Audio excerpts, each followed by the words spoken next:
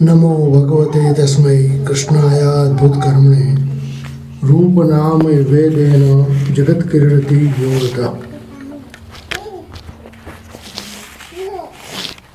प्रिय वैष्णवजनो, आ 2 દિવસના કૃષ્ણાશય સત્રનો દ્વિતીય અને વિરામનો દિવસ. પ્રિયજનો, ભગવત કૃપાથી ભગવત સત્સંગ મળે છે.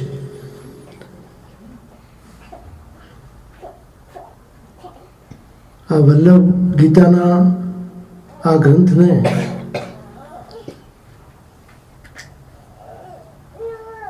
એનો શબ્દાર્થ, ભાવાર્થ અને ગૂઢાર્થ આજના સંદર્ભમાં, આજના પરિપ્રેક્ષમાં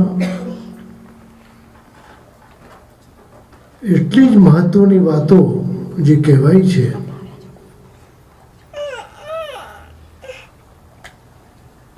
આચાર્યો મહાનુભાવ હોય છે એટલે એમને યુગ પુરુષ કહેવાય.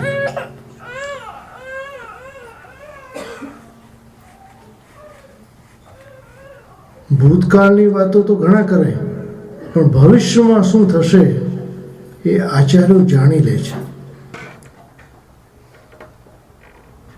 અને એ પરિસ્થિતિમાં પોતાના ભગવત ભાવને કેમ ટકાવવો, કેવી રીતે જીવનયાપન કરવું, એ કૃષ્ણાશ્રય આપણને શીખવાડે છે.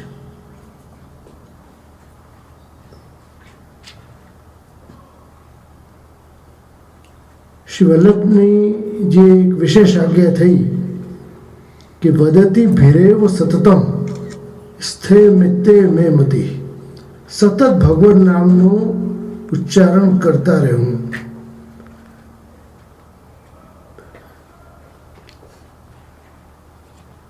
જેનાથી હૃદયમાં ભગવત ભાવ ટકે. કેમ કે આપણે રહીએ છીએ લૌકિકમાં, આજુબાજુ બધા આસુરા ભાવ છે, અને એમાં ભગવત ભાવને ટકાવી રાખવા માટે સતત ભગવત નામનું આવશ્યકતા છે. અને એના માટે કોઈ કાળ નિયામક નથી. ભગવત નામ ઉઠતા, બેસતા, ખાતા, પીતા, સૂતા ગમે ત્યારે લેવાય. અશુદ્ધ અવસ્થામાં પણ સ્મરણ થઈ શકે, મનન થઈ શકે. અને આ કૃષ્ણ નામ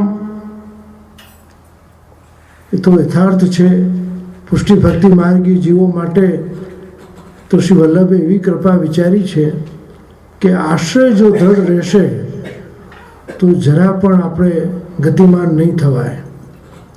લૌકિકમાં આવતા પ્રપંચો આપણને સતાવશે નહીં.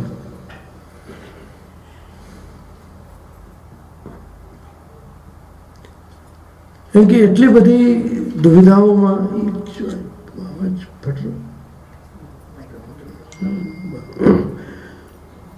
અને અનેક લૌકિક તકલીફોમાં રહેતો માણસ ચલાયમાન થઈ શકે છે.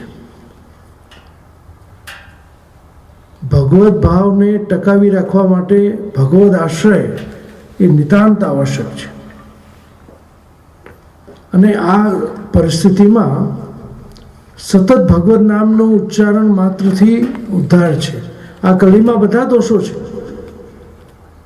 કલૌ કેશવ કીર્તનાથ, પણ સૌથી મોટો એ ગુણ શું છે કે ભગવત નામ માત્રથી ઉદ્ધાર છે. ભગવત નામનું ઉચ્ચારણ કરીએ, ભગવત નામનું સતત જપ કરીએ આપણે, તો આસુરા ભાવ આપણામાં ના આવે અને સતત આપણા સ્વરૂપનું સ્મરણ બનેલું રહે. હું કોણ છું, મારું શું કર્તવ્ય છે અને મારે શું કરવું જોઈએ. સ્વરૂપ વિસ્મૃતિને કારણે આ બધા પ્રપંચો ઉત્પન્ન થાય છે. બ્રહ્મસમન તો થયું, આત્મનિવેદન થયું. એક વખત બધા દોષો આપણે પ્રભુને ચરણે મૂકી દીધા અને જીવ નિર્દોષ થઈ ગયો. પણ એ નિર્દોષ થઈ ગયેલો જીવ એમ માને કે મારું બ્રહ્મસમન થઈ ગયું એટલે હવે મને કશાની જરૂર નથી, તો એ ભૂલ છે. બ્રહ્મસમન એ શરૂઆત છે. જેમ બાળકને શાળામાં દાખલ કર્યો પણ એ ભણે નહીં, ગુરુજનોની આજ્ઞાનું પાલન ન કરે તો આગળ ન વધી શકે. એમ બ્રહ્મસંબંધ થયા પછી કૃષ્ણ સેવાને આચરણમાં મૂકે, સતત ભગવદીઓ સાથે ભગવદ વાર્તાલાપ થાય, આપણા ગ્રંથોનું મનન ચિંતન થાય, ગુરુજનોની આજ્ઞાનું પાલન થાય તો આપણે આગળ વધી શકીએ. નહીં તો બ્રહ્મસંબંધ લેવા માત્રથી બધા દોષો શાંત થઈ જાય છે. જો એ બહુ સમજવાનું છે. આ જળમૂળમાંથી લાગેલા આ ભવરોગના એવા ચિહ્નો છે કે જે ક્યારે નાશ થતા નથી, પણ આત્મનિવેદન દ્વારા એ શાંત થઈ જાય છે. અને ભગવત ભાવને લઈને એ ક્યારેય પ્રજ્વલિત થતા નથી. સતત ભગવત ભાવ રહે ને તો દોષો બધા શાંત થઈ જાય. દોષો મટી ગયા એમ ન કહેવાય. જેમ અમુક રોગો માટે બ્લડ પ્રેશર છે, ડાયાબિટીસ છે, કંટ્રોલમાં છે, એના માટે શું કહેવાય? કંટ્રોલમાં. તમે માનો કે દવા બંધ કરી દો અને પથ્થર પરેજી બંધ કરો તો ફરીથી એના લક્ષણો મોટા રૂપમાં દેખાવા લાગે. એવા આ પ્રિજનો, આ એવા ભવરોગ છે આ કે સતત ભગવત નામ જો લેતા રહીશું તો એ દોષો શાંત થઈ જશે. નહીં તો ફરીથી પ્રપંચો થઈ શકે છે. વાર્તા સાહિત્યમાં એવા અનેક પ્રસંગો છે કે ભગવદી જીવ પણ ચલાયમાન થઈ ગયા, અન્યાશ્રય કરી બેઠા. આશ્રયને સમજવું પરમ આવશ્યક છે. અન્યાશ્રયના સંદર્ભમાં ઘણીવાર લોકો ગેરમાન્યતાઓ રાખે છે. આશ્રય હૃદયથી થાય. કોઈને હાથ જોડવાથી, નમન કરવાથી અન્યાશ્રય થતો નથી. એ તો લોકાચાર છે, શિષ્ટાચાર છે. કોઈ પણ મર્યાદા માર્ગના મંદિરમાં જવાનું થાય તો પણ આપણે ભગવત સ્મરણ કરી શકીએ. આશ્રય તો હૃદયથી સંબંધિત છે કે આપણું હૃદય જ્યાં ઝૂકે એનો આશ્રય. એ આપણે નિકુંજ શ્રીજી બાવાને માટે સમર્પિત છીએ. ભલે કોઈ પણ લીલાનું સ્વરૂપ આપણે ત્યાં બિરાજતું હોય, પણ આપણા જે ઈષ્ટ છે એ શ્રીનાથજી છે. તો કોઈ પણ કાર્ય ચલાયમાન નહીં થવું. એક ઘટનાનું સંસ્મરણ મને થાય છે.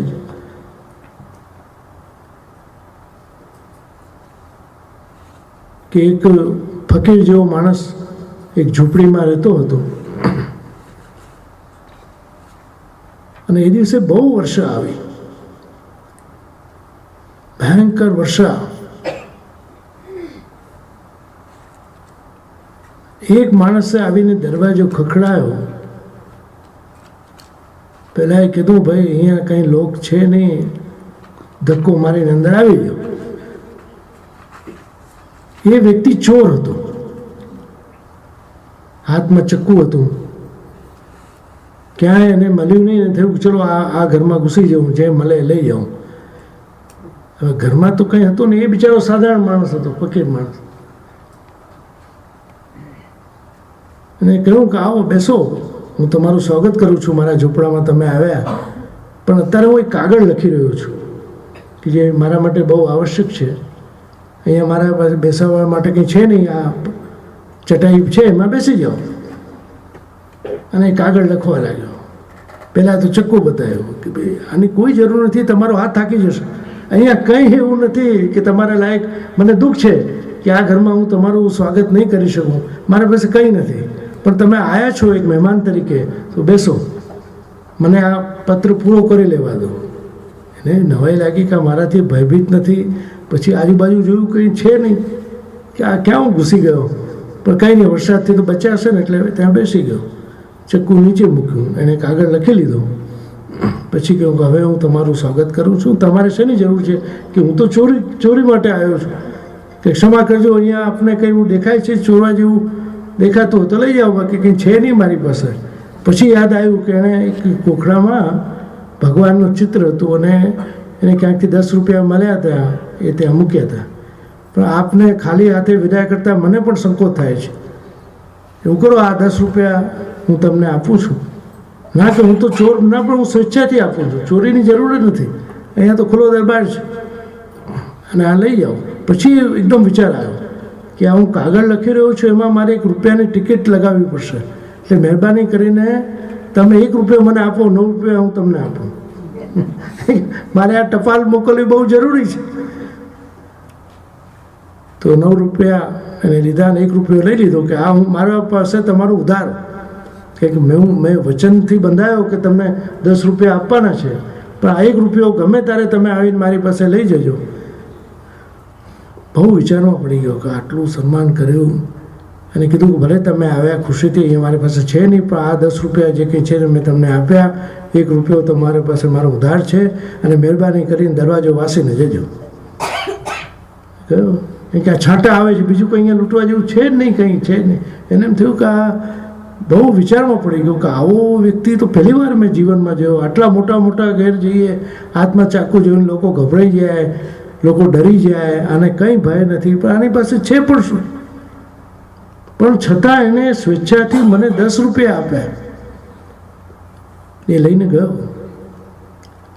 હવે વખત જતાં એ ચોરીઓ કરતાં કરતાં એ ક્યાંક પકડાઈ ગયો. પોલીસ લોકો એને બંધ કરીને લઈ ગયા.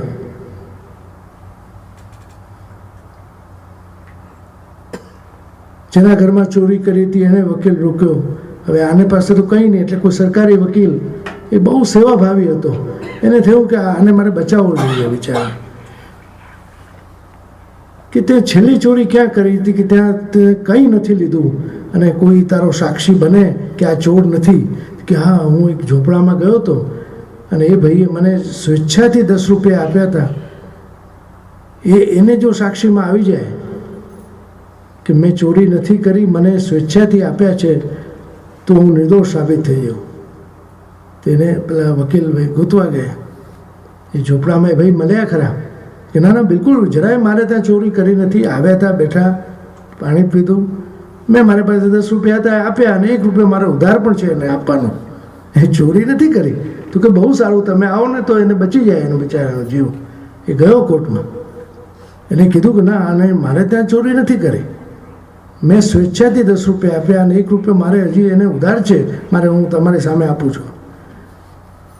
એ તો ખરેખર એટલો બધો પ્રભાવિત થયો માણસ કે મારા ચોર જેવા ઉપર આ મસ્ત ફકીરે શું અનુગ્રહ કર્યો, શું મારામાં જોયું. એનું જીવન રૂપાંતરિત થઈ ગયું. એને ક્ષમા માગી, ના કે આ પરિસ્થિતિને વશ હું આવું થયું છું, બાકી મને બી દુઃખ છે એ વાતનું. પણ એ 1 રૂપિયો એને આપી દીધો પેલા ભાઈ કે ના મારો ઉધાર છે. હવે કંઈ ઉધાર તો લીધા નહોતા, પણ એના જ 10 રૂપિયા હતા, પણ એ વચનથી બંધાયેલા વ્યક્તિએ એ રૂપિયો પણ એને આપી દીધો. જો આ સત્યતાની આ કસોટી જેને કહેવાય, એ જજ પણ બહુ પ્રભાવિત થયા કે સાચી વાત છે, આ વ્યક્તિ ચોર નહીં હોય. તો પ્રિયજનો, જીવનમાં ઘણીવાર એવી ઘટનાઓ બને છે કે આપણને વિચારમાં મૂકી દે. માણસ પરિસ્થિતિઓને વશ છે. 99% માણસો સારા જ હોય છે. 1% વ્યક્તિ જેમાં આસુરાભાવ વધી જાય અને દુસ્સંગને લઈને એ એવું ખોટું આચરણ કરતો થઈ જાય. આ દુસ્સંગનો પ્રભાવ, સંગ દોષ. ઘણા કહે છે કે અમે ઈશ્વરને નથી માનતા, એવો વાદ, નાસ્તિકવાદ. નથી માનતા કહેનારો વ્યક્તિ પણ એનો સ્વીકાર કરે છે કે ઈશ્વર છે. હું ઈશ્વરને નથી માનતો એટલે ઈશ્વર છે, એ સાબિત થયું ને. કોઈ હોય ને એને ના માને એટલે એ સત્ય થયું કે હું નેચરને માનું છું, સૂર્યને, ચંદ્રને, વાયુને. એ પણ એક પ્રકાર છે.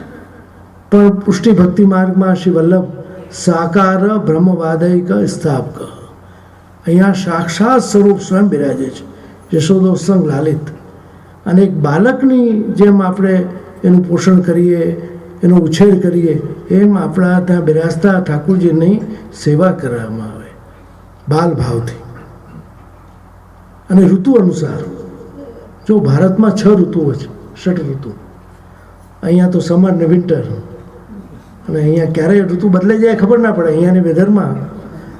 અને ત્યાં જેમ અત્યારે ઉષ્ણકાળ ચાલે છે, ચંદન ઠાકોરજીને ધરાવાય, ખસના પડદા હોય, ફુવારા ચાલતા હોય, મોતીના શિલ્પના શિંગાર હોય, મલમલના વસ્ત્રો હોય, આખું વાતાવરણ શ્રી ગુસાઈજી પ્રભુ ચરણોએ અષ્ટયામ દ્વારા દરેક ઋતુનું સ્વાગત કર્યું છે. એના કીર્તનો બદલાઈ જાય, સાહિત્ય, ભોગ આદિ બધું બદલાઈ જાય, ક્રમ બદલાઈ જાય. ગંગા દશમી આવશે એટલે નૌકા વિહારમાં ઠાકોરજી પધારશે. જેમ જેમ ઋતુઓ બદલાશે, 6 ઋતુનું સ્વાગત પુષ્ટિ ભક્તિ માર્ગ કરે છે અને ઠાકોરજીને નંદાલયમાં લાલ લડાવવામાં આવે છે. તો મંદિરો એ આપણી પાઠશાળા છે, જ્યાં જોઈને એનું અનુકરણ આપણે ઘરમાં કરીએ. કેમ કે નંદાલય જેટલું મોટા રૂપમાં આપણે ના કરી શકીએ આપણા ઘરોમાં. મેણનો મતલબ શું? તો ઘણાને એમ થાય કે મેણ એટલે શું? મેણ પ્રમાણે કરવું. દરેક ઘરનું આંગણની મર્યાદા, કોઈનું 100 વારનું બાંધકામ હોય, કોઈનું 500 વારનું હોય, કોઈનું 1000 વારનું હોય, તો એની મેળ એ પ્રમાણે રહેશે. 100 વારમાં રહેનારો 1000 વારની મેળ કરવા જશે તો તકલીફમાં મુકાશે અને ઘરના બધા પરેશાન થશે કે આ શું. તો એ ના ભૂલવું જોઈએ કે આપણી મર્યાદા, આપણી સીમા રેખા આપણા ઘર સુધી છે. કંઈ એવું નથી કહેવામાં આવ્યું કે બધાએ મોટા ઘર લઈ લેવા, એવું ક્યાંય કીધું નથી. ભલે તમે નાના ઘરમાં રહેતા હો, પણ એક ઠાકોરજી માટેની એક જગ્યા બનાવી હોય જ્યાં પ્રભુ બિરાજતા હોય અને તમે સેવા કરો અને પરિવારના બધા જનો તમને સહયોગ કરે. બધા સેવામાં ના બેસે વાંધો નહીં, પણ તમને કંઈક બજારથી લાવી દે, જારી ભરવામાં તમને સહયોગ કરે, સામગ્રી લાવવામાં સહયોગ કરે, તો એ પણ એમની સેવા માનજો. બધાનો એવો આગ્રહ ના કરતા કે ના બધા નાઈને સેવામાં બેસી જાય, તો ઉલટું પ્રભુને શ્રમ પડશે. હા, એક વખત ચરણસ્પર્શ કરવાનો આગ્રહ જરૂર રાખવો જોઈએ ઘરમાં સેવા બિરાજતી હોય. અને બાળકોને પણ એ સંસ્કાર આપણે આપવા જોઈએ કે એકવાર ચરણસ્પર્શ ઠાકોરજીના કરે, જારી ભરે. પણ એ મેળ એટલી જ હોવી જોઈએ કે જે તમારા ઘરનો આંગણ છે, દહેલીજ છે. તો તમને જોજો કે તમને કોઈ તકલીફ નહીં પડે. આ તકલીફ ક્યાં પડે છે કે આપણે મોટું કરવા જઈએ છીએ એટલે ઘરના બધા ઘણીવાર બેચેન થઈ જાય અને ઘણીવાર ઘરના લોકો સાથ નથી આપતા. અને ખાસ કરીને બાળકોને પુષ્ટિ માર્ગના સંસ્કારો આપણે નાનપણથી આપવા જોઈએ. આપણે માનીએ છીએ કે મોટા થયા પછી શીખશે, એ બહુ કઠિન થઈ જશે તમારા માટે. કેમ કે જ્યારે કોલેજમાં આવશે અને અનેક પ્રશ્નો એના મનમાં થશે, વાય તમને પૂછશે તો તમે નહીં એને ઉત્તર આપી શકો.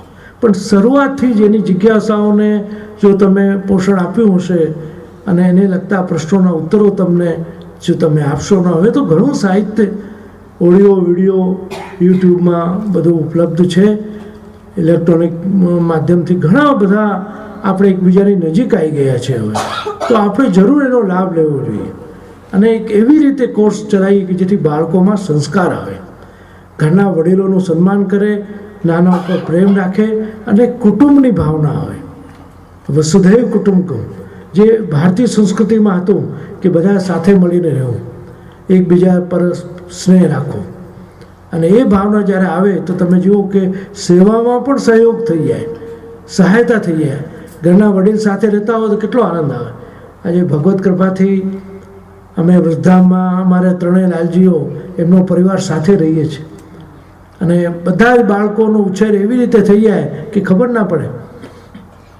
બધા જ એક સાથે 5 બેટીજી 2 લાલન, ઠાકોરજીની કૃપાથી બધા જ આનંદમાં ભગવત સેવા કરે, ભણવા જાય અને અમે વધારે ઘરમાં ત્યાં રહેતા હોઈએ. એટલે અમારી દેખરેખમાં બાળકોનું પણ લાલન પાલન સુંદર રીતે થઈ જાય. તો વડીલોની એવી આવશ્યકતા રહેલી છે કે એમની પાસે અનુભવ છે, અનુભવથી ઘણું બધું જાણવા મળે. ભણેલા વ્યક્તિ પણ અટકી જાય, પણ અનુભવી જે છે એમાંથી માર્ગ કાઢી લે. તો પ્રિયજનો, આ એક સુંદર સુમેળ આપણને મળ્યો છે ભગવત નામ શ્રવણનો. કૃષ્ણાષ્ટકના માધ્યમથી બાવા પોતાની સુંદર શૈલીમાં આપણને બધા વૈષ્ણવોને સમજાવે છે. તો મને બહુ આનંદ છે કે વ્રજ કેન્દ્ર દ્વારા આટલું સુંદર આપણે આયોજન કર્યું અને પૂરેપૂરો લાભ આ તમે લઈ શક્યા. તો નિકટ ભવિષ્યમાં પણ જ્યારે પણ આગમન થાય જરૂરથી વૈષ્ણવ ભગવત સત્સંગનો આગ્રહ રાખે. ખૂબ ખૂબ શુભકામના, શુભ આશીર્વાદ અમે આપીએ છીએ. કે આપની દ્વારા બનતા જે કાર્ય હાથમાં લીધું છે એ વહેલી તકે પૂર્ણ થાય, ભગવત કૃપા આપને ઉપલબ્ધ થાય અને બધા જ વૈષ્ણવોનો સહકાર અને સહયોગ મળે તો એ જ કાર્ય આપણા માટે સુલભ થઈ જાય. અંતમાં ખૂબ ખૂબ શુભકામના, શુભ આશીર્વાદ આપીને મારી વાણીને વિરામ આપું. શ્રી વલ્લભાધીશ કી